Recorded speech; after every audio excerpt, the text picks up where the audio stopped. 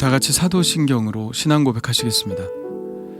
전능하사 천지를 만드신 하나님 아버지를 내가 믿사오며 그 외아들 우리 주 예수 그리스도를 믿사오니 이는 성령으로 잉태하사 동정녀 마리아에게 나시고 본디오 빌라도에게 고난을 받으사 십자가에 못 박혀 죽으시고 장사한 지 사흘 만에 죽은 자 가운데서 다시 살아나시며 하늘에 오르사 전능하신 하나님 우편에 앉아 계시다가 저리로서 산자와 죽은 자를 심판하러 오시리라.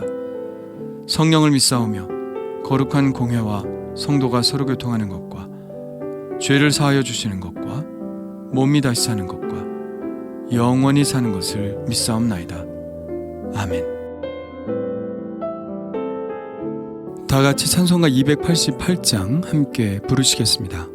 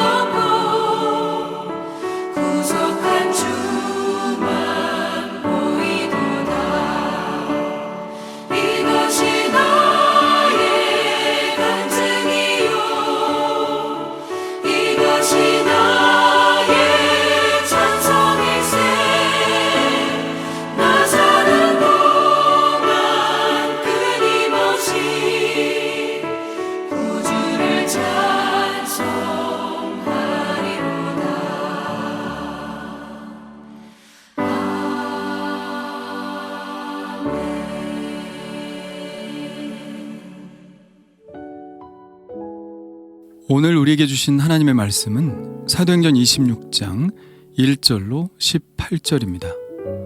다 같이 한 목소리로 읽겠습니다. 아그리빠가 바울에게 이르되 너를 위하여 말하기를 내게 허락하노라 하니 이에 바울이 손을 들어 변명하되 아그리빠 왕이여 유대인이 고발하는 모든 일을 오늘 당신 앞에서 변명하게 된 것을 다행히 여기나이다. 특히 당신이 유대인의 모든 풍속과 문제를 아심이니이다. 그러므로 내 말을 너그러이 들으시기를 바라나이다. 내가 처음부터 내 민족과 더불어 예루살렘에서 젊었을 때 생활한 상황을 유대인이 다 아는 바라. 일찍부터 나를 알았으니 그들이 증언하려 하면 내가 우리 종교의 가장 엄한 팔을 따라 바리새인의 생활을 하였다고 할 것이라. 이제도 여기 서서 신문 받는 것은 하나님이 우리 조상에게 약속하신 것을 바라는 까닭이니 이 약속은 우리 12지파가 밤낮으로 간절히 하나님을 받들어 섬김으로 얻기를 바라는 바인데, 아그리빠 왕이여, 이 소망으로 말미암아 내가 유대인들에게 고소를 당하는 것이니이다. 당신들은 하나님이 죽은 사람을 살리심을 어찌하여 못 믿을 것으로 여기나이까? 나도 나사렛 예수의 이름을 대적하여 많은 일을 행하여야 될 줄 스스로 생각하고 예루살렘에서 이런 일을 행하여 대제사장들에게서 권한을 받아가지고 많은 성도를 옥에 가두며 또 죽일 때에 내가 찬성 투표를 하였고 또 모든 회당에서 여러 번 형벌하여 강제로 모독하게 하는 말을 하게 하고 그들에 대하여 심히 격분하여 외국 성에까지 가서 박해하였고 그 일로 대제사장들의 권한과 위임을 받고 다메섹으로 갔나이다. 왕이여, 정오가 되어 길에서 보니 하늘로부터 해보다 더 밝은 빛이 나와 내 동행들을 둘러 비추는지라. 우리가 다 땅에 엎드러짐에 내가 소리를 들으니 히브리 말로 이르되 사울아 사울아 내가 어찌하여 나를 박해하느냐. 가시채를 뒷발질하기가 내게 고생이니라. 내가 대답하되 주님 누구시니이까? 주께서 이르시되 나는 내가 박해하는 예수라. 일어나 너의 발로 서라. 내가 내게 나타난 것은 곧 내가 나를 본 일과 장차 내가 내게 나타날 일에 너로 종과 증인을 삼으려 함이니 이스라엘과 이방인들에게서 내가 너를 구원하여 그들에게 보내어 그 눈을 뜨게 하여 어둠에서 빛으로 사탄의 권세에서 하나님께로 돌아오게 하고 죄사함과 나를 믿어 거룩하게 된 무리 가운데서 기업을 얻게 하리라 하더이다. 아멘. 아그리빠 왕이 바울에게 발언할 기회를 줍니다. 바울은 아그리빠 왕에게 이렇게 말하죠. 아그리빠 왕이여, 유대인이 고발하는 모든 일을 오늘 당신 앞에서 변명하게 된 것을 다행히 여기나이다. 특히 당신이 유대인의 모든 풍속과 문제를 아심이니이다. 그러므로 내 말을 너그러이 들으시기를 바라나이다. 바울은 유대인의 모든 풍속과 및 문제를 아는 유대인인 아그리빠 왕 앞에서 말할 수 있게 된 것을 기쁘게 여겼습니다. 아그리빠는 아무래도 로마인인 베스도보다는 이 문제를 잘 이해할 것이었죠. 예수님의 처형과 교회가 퇴동된 사건이 그가 10대 중후반이었을 때 일어난 사건이니 잘 파악하고 있었을 것이고 그는 유대인으로서 율법을 매우 잘 이해하고 있었을 것입니다. 그런데 아그리빠가 과연 유대인이었을까요? 그의 증조 할아버지인 헤롯 대왕은 사실 유대인이 아니었죠. 이두메, 즉 에돔 사람이었죠. 그러나 유대인들은 그의 아버지 아그리빠 1세와 지금 왕인 아그리빠 2세도 유대인으로 인정했습니다. 어떻게 그렇게 되었을까요? 거기에는 한 가지 이야기가 숨어 있죠. 헤롯 아그리빠 1세는 주후 41년 초막절에 왕으로서의 직무를 수행하기 위해 성전뜰에 있는 연단에 올라가 신명기 말씀을 읽습니다. 그런데 신명기 17장 15절의 말씀을 읽다가 갑자기 통곡을 했습니다. 그 말씀은 이 말씀이었죠. 반드시 내 하나님 여호와께서 택하신 자를 내 위에 왕으로 세울 것이며 내 위에 왕을 세우려면 내 형제 중에서 한 사람을 할 것이요 내 형제 아닌 타국인을 내 위에 세우지 말 것이며. 아그리빠 1세가 이 구절을 읽었을 때 왜 통곡을 했는지 알겠죠? 그의 할아버지 헤롯 대왕은 유대인이 아니라 이두메 사람이었기 때문에 이 말씀대로라면 왕이 될 자격이 없는 사람이었습니다. 그리고 그것은 자기 자신에 대해서도 마찬가지였죠. 그러나 이렇게 통곡하는 아그리파 1세를 보며 유대인들은 이렇게 외쳤습니다. 두려워 마소서. 당신은 우리의 형제입니다. 유대인들이 이렇게 외친 것은 이유가 있었죠. 아그리파 1세의 아버지 아리스토블루스는 하스몬 왕가의 공주인 마리암네 1세와 헤롯 대왕의 사이에서 난 아들이었기 때문입니다. 마리암네 1세는 유대인들에게 매우 존경받는 여인이었죠. 그래서 그녀의 핏줄인 아그리파 1세와 2세는 모두 유대인으로 인정되었던 것입니다. 이렇게 유대인들의 지지를 얻고 있었던 아그리파 2세였기에 비록 예루살렘이 로마 총독의 관할지였지만 로마는 아그리파 2세를 신임하여 성전에 관계된 일과 대제사장의 임명 문제에 관해서 모두 그에게 일임한 것이죠. 그래서 바울이 아그리파 왕에게 특히 당신이 유대인의 모든 풍속과 문제를 아심이니이다 라고 말한 것입니다. 그리고 베스도 앞에서와는 달리 허심탄회하게 자신의 이야기를 펼쳐냅니다.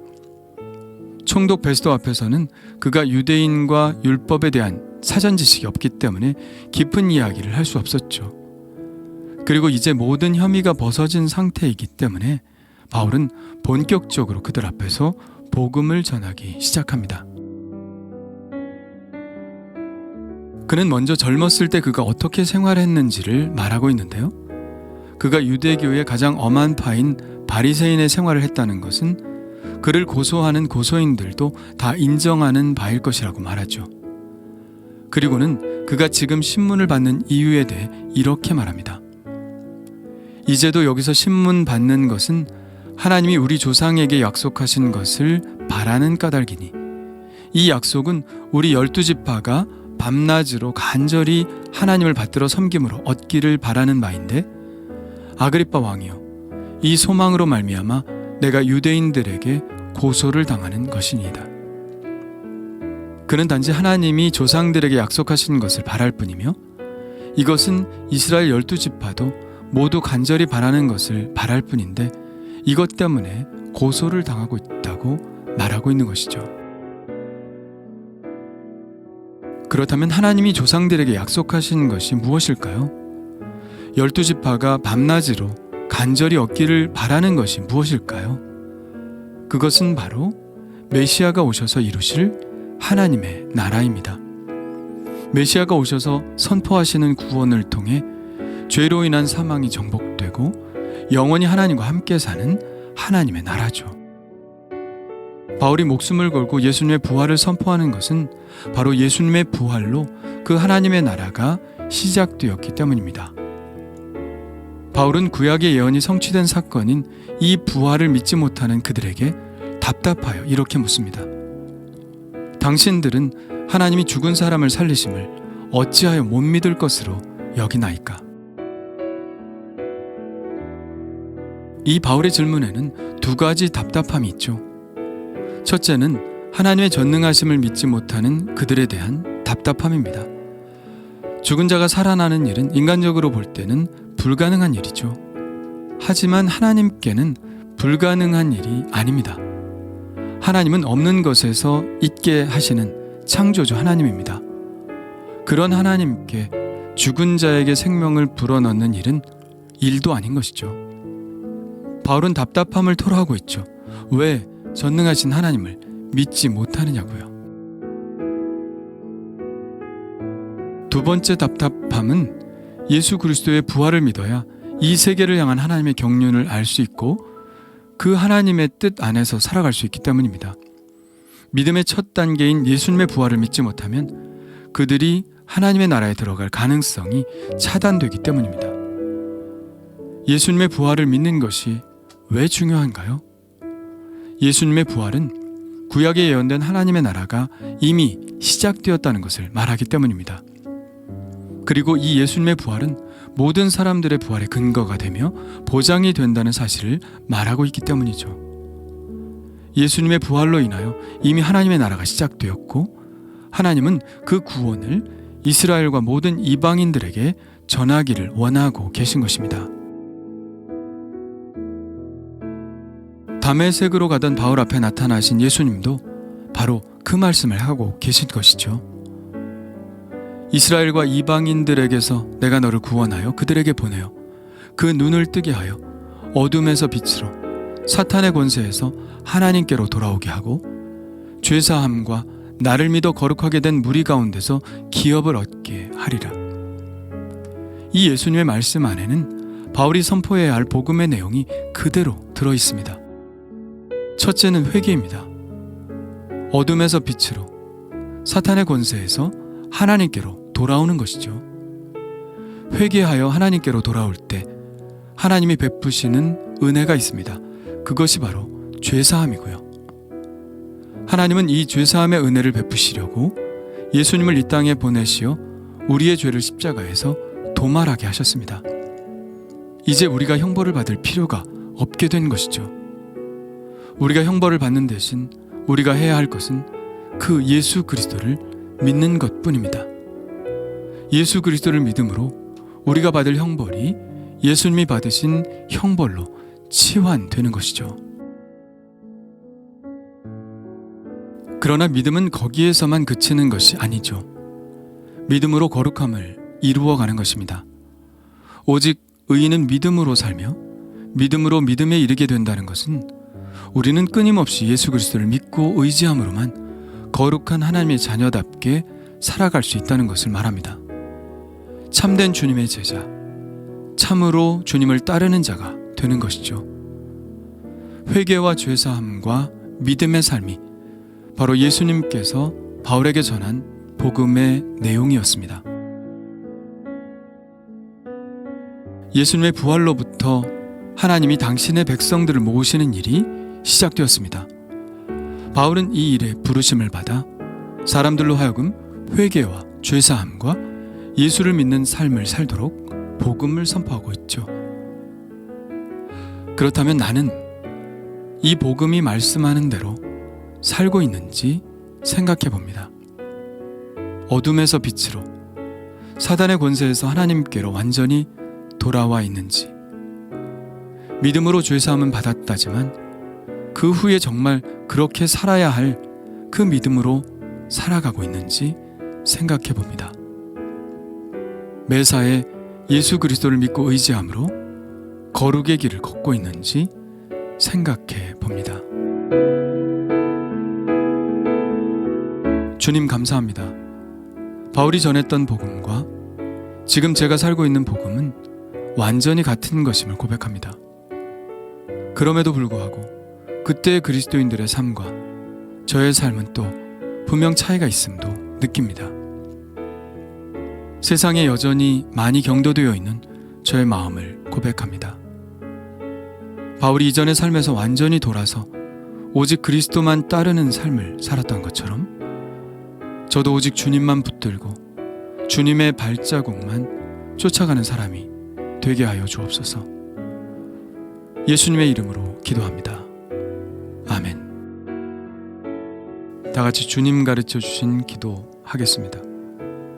하늘에 계신 우리 아버지여, 이름이 거룩히 여김을 받으시오며 나라가 임하시오며 뜻이 하늘에서 이루어진 것 같이 땅에서도 이루어지이다. 오늘 우리에게 일용할 양식을 주시옵고 우리가 우리에게 죄 지은 자를 사하여 준 것 같이 우리 죄를 사하여 주시옵고 우리를 시험에 들게 하지 마시옵고 다만 악에서 구하시옵소서.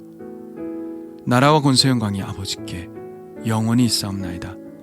아멘. 우리 이제 각자 하나님께 기도하는 시간을 갖겠습니다.